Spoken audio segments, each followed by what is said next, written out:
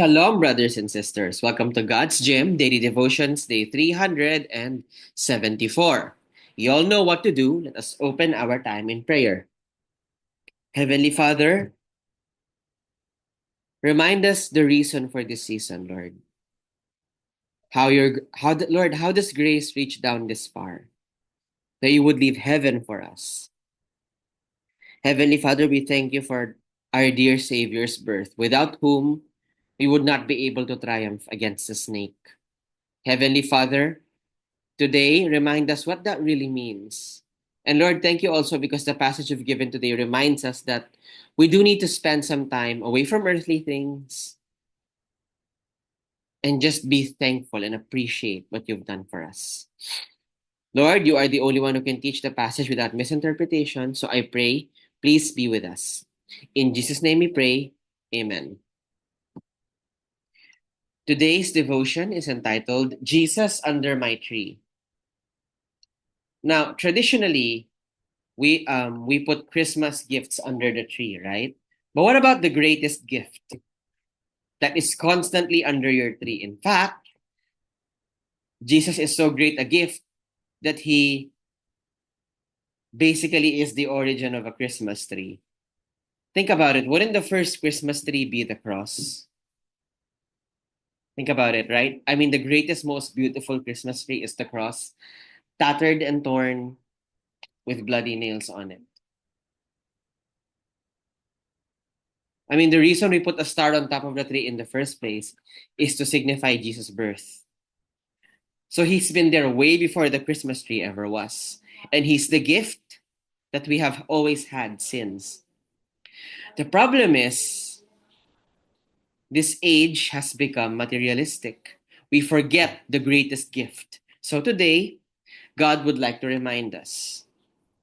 So he's given us a reading in the book of Isaiah, chapter 9, verse 6 to 7, which reads, "For to us a child is born, to us a son is given, and the government will be on his shoulders.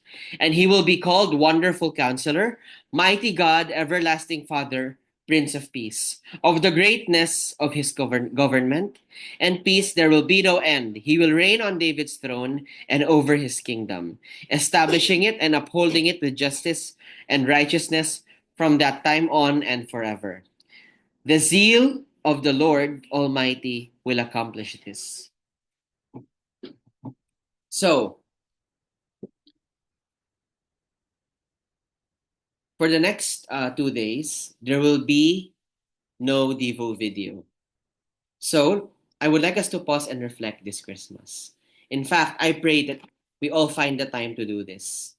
Let's detach from earthly things, spend time with God, and just appreciate what He has done. Appreciate the greatest gift. Before we even think of what we want to receive for Christmas, maybe we should thank God for what we have received every single Christmas since He came here. I mean, we don't deserve Him. We don't even celebrate Christmas on the correct date. And yet, He gracefully came down just to crush the snake under His feet, to save us. He spoke through even during the time of Adam and Eve. He won't give up until we're back with us. So now God wants us to be reminded of the greatest gift that we already have. Isn't it heartbreaking how we keep asking for more, not remembering what we already have? We have Jesus, the Lamb of God, the Lion of Judah, who crushed the snake and set us free from our sins. So let's just take your time, and for the next 2 days, when you celebrate Christmas, spend time with God, not just with family. Spend time with God. All should be one this Christmas, which is why there will be no videos for the next 2 days. Just you and the Lord, just us and the Lord. List down every single blessing He has given. That might not be humanly possible because there's too many to list down, but still write them down and then just thank God for everything. And then instead of asking what we can receive, let's ask God, how can we serve you? What can we give you? And with that, Let us close our time in prayer. Heavenly Father, we thank you for this wonderful passage that reminds us we have the greatest gift already. We don't need to go searching for more because no gift, Lord, is greater than that which is given by Jesus Christ.